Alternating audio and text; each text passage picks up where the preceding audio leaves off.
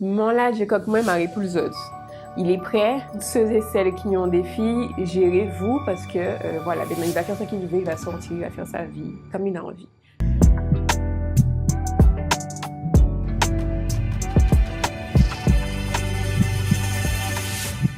Bienvenue dans l'épisode 2 de Hacker d'Hommes, un espace où les hommes peuvent enfin poser les mots. Je suis Johan Bonheur et aujourd'hui, on va parler de santé mentale chez les hommes.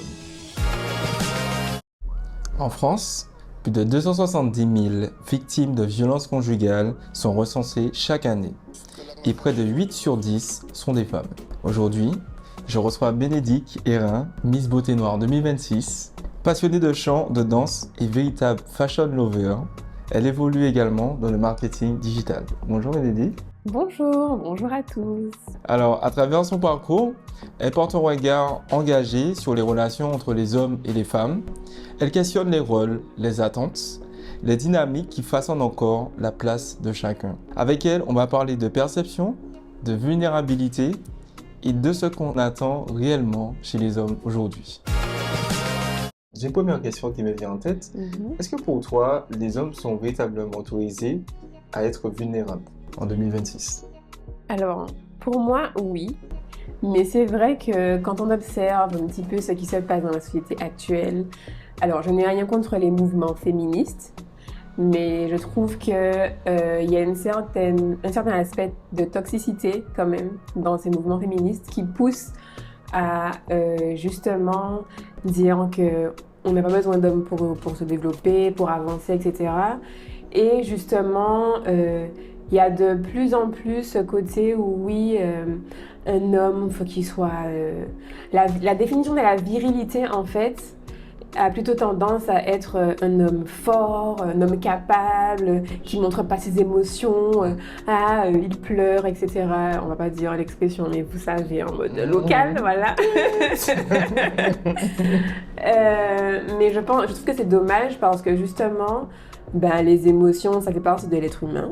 C'est nécessaire, c'est dans notre quotidien, ça fait partie de l'être humain en fait. Et moi, je pense que c'est important qu'on apprenne aux hommes, avec un accompagnement, etc. Enfin, homme-femme, je veux dire, qu'on apprenne aux hommes à se reconnecter justement avec leurs émotions et donc leur vulnérabilité et redéfinir la virilité justement.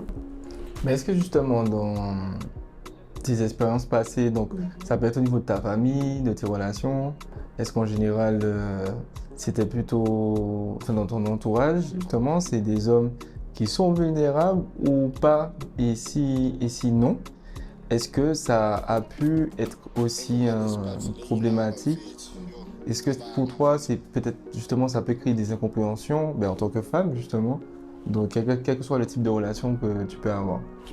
Alors oui, clairement dans mon entourage, les hommes, mon père, mes frères, enfin frères, cousins, etc.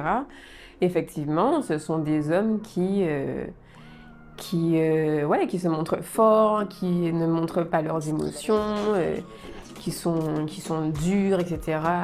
Voilà, c'est pas des hommes qui vont vouloir montrer quand ils sont tristes, s'ils vont pleurer, etc. Au contraire, ils vont garder. Et tu constates juste qu'ils vont s'éloigner, etc. Enfin voilà. Mais tu vas pas forcément voir l'expression de leurs émotions. Est-ce que du coup, ça peut être un frein dans tes relations avec les hommes en question, donc en tant que femme, dans ta perception de l'homme? Oui, ça a été problématique parce que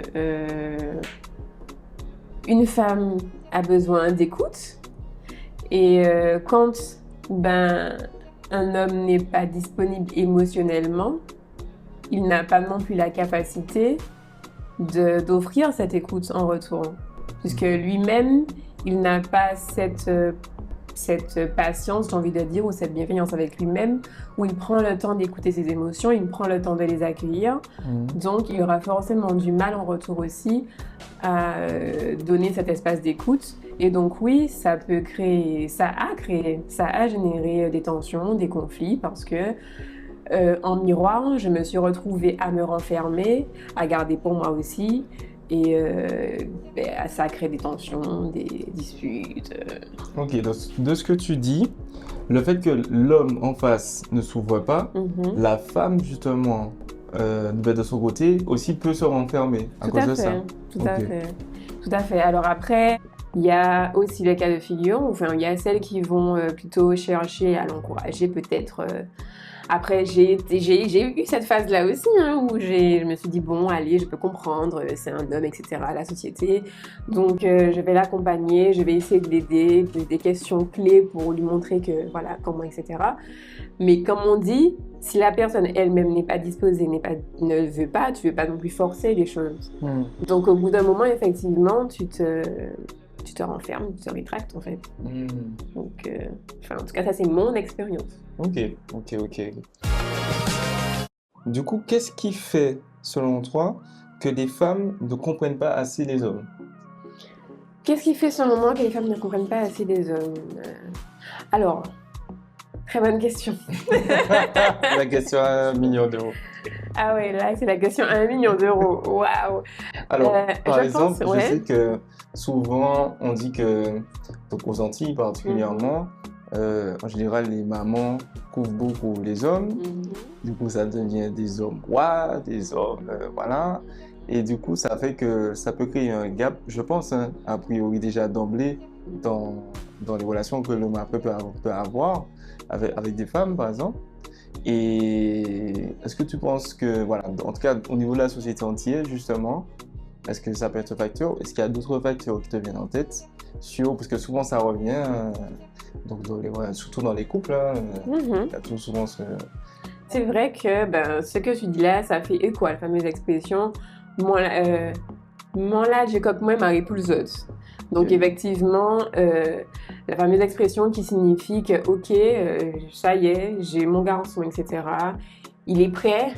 Donc, toutes ceux et celles qui ont des filles, gérez-vous parce que, voilà, maintenant, il va faire ce qu'il veut, il va sortir, il va faire sa vie comme il a envie. Voilà. Donc, oui, ça peut être effectivement un facteur où ben, ça amène une espèce de, comment dirais-je, de posture d'acquisition, genre j'ai déjà ce que de toute façon je fais ça et c'est bon. C'est ça. Après, il n'y a pas forcément que ça, je pense que moi je pense que c'est une histoire de communication en fait. C'est une histoire de communication dans le sens où ben, justement, les incompréhensions, les petites subtilités qu'il y a entre la vision de l'homme et la vision de la femme sur certains petits détails, hein, par exemple, et qui, par exemple, souvent, ce que j'ai observé, c'est que lors des disputes, par exemple, ben, ce qui pour la femme est important et qui n'est pas juste un petit détail, ben, pour l'homme, ce sera oui, tu te prends la tête pour rien, etc. Pourquoi tu t'énerves pour ça? Pourquoi tu te fâches pour ça? Et en fait, souvent, ce genre de petits détails-là, justement, crée des frictions dans les relations de couple, notamment. Ouais, pour moi, c'est surtout au niveau de la communication, Ok. principalement, je dirais. Donc, si je comprends bien, est-ce que tu ne penses pas qu'il y a une incompréhension mutuelle de comment fonctionne l'homme et vice-versa, Oui, au oui, final? oui, tout à fait. Mais je pense que tout ça, c'est lié à... Alors effectivement, il y a la société, mais pas que. Il y a aussi ben, l'héritage qu'on a de notre culture depuis l'esclavage, etc. Et puis la culture martiniquaise, antillaise, avec tout justement les dictons, les expressions, les proverbes, justement comme mon là, j'ai comme mon mari, etc. Qui poussent un peu les deux sexes en fait à se mettre dans une posture de soumission ou de dominant, en fait. Pour toi, qu'est-ce Mhm. qu'un homme fort aujourd'hui? Alors, ma définition d'un homme fort, ma définition d'un homme fort, c'est un homme qui est OK avec ses émotions, qui est OK avec sa Je pense lumière, au verbe je suis en tempête émotionnelle et c'est ok. Ok.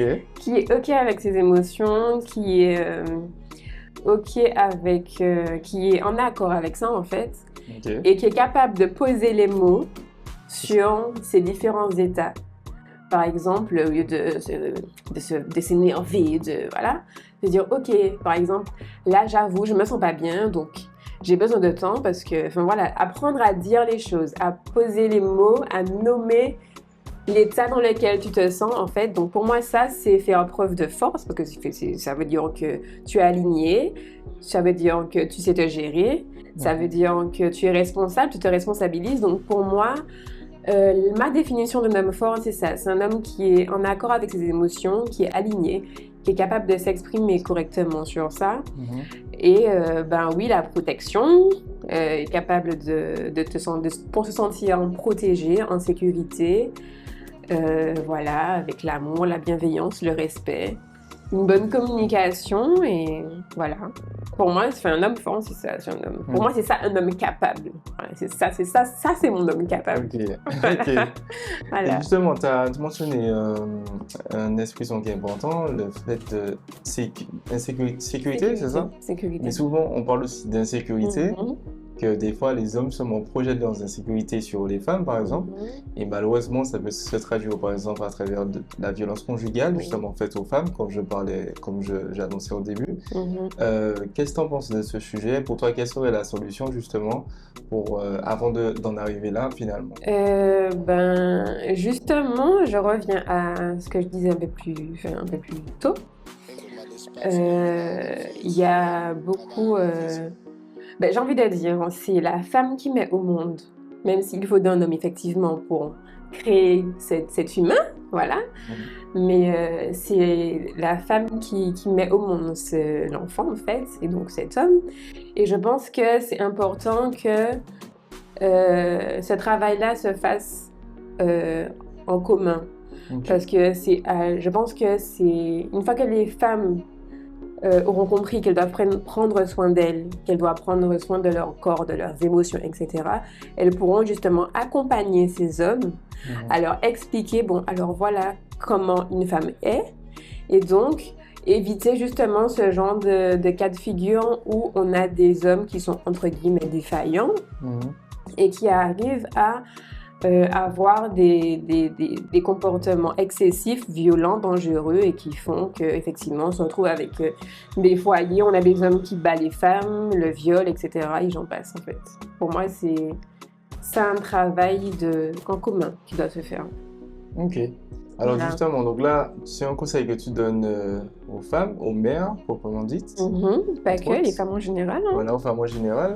Donc maintenant, pour tous les hommes qui te regardent aujourd'hui, qu'est-ce que tu pourrais leur dire, leur conseiller sur ce sujet? Alors, quand on donne des conseils, c'est forcément ça part de nous-mêmes aussi. Et donc, ce que je peux dire par rapport à ce que moi, j'ai vécu, homme, femme, peu importe en réalité. Je m'adresse aux hommes, c'est vrai, mais ça concerne tout le monde en réalité. Pour ne pas être effectivement dans des situations où on essaye de blâmer ses émotions, de se juger, de se flageller, etc. On a tous des traumatismes, on a tous des vécus difficiles, on passe tous par des épreuves compliquées dans la vie, etc. qui nous façonnent et qui nous forgent. Et l'idée, c'est d'apprendre à faire pause, à regarder à l'intérieur de soi, à voir là où ça n'a pas fonctionné, là où il y a eu des manquements, etc. et savoir comment en faire une force et te demander en fait, est-ce qu'aujourd'hui tu en as marre de cette vie-là et tu veux arrêter et donc à partir de là tu prends le temps de te soigner ou pas. Et de toute façon, à partir de là, dans une relation de couple ou amicale ou peu importe, tu apportes dans cette relation ce qu'il y a en toi. Donc si tu prends soin de toi, si tu prends soin de ton mental, etc., forcément, dans les relations que tu construiras, ce sera des relations que tu vas construire de manière plus saine parce que à toi-même, tu donnes du respect, de l'écoute, de la bienveillance et de l'amour. Voilà. Alors comme je dis toujours, parler ce n'est pas être faible, c'est tout simplement être un être humain. Et du coup, je vous invite au prochain épisode où nous allons aborder la question de pression, de réussite et de ce que les hommes vivent souvent en silence. Je vous remercie pour votre soutien et je remercie Bénédicte.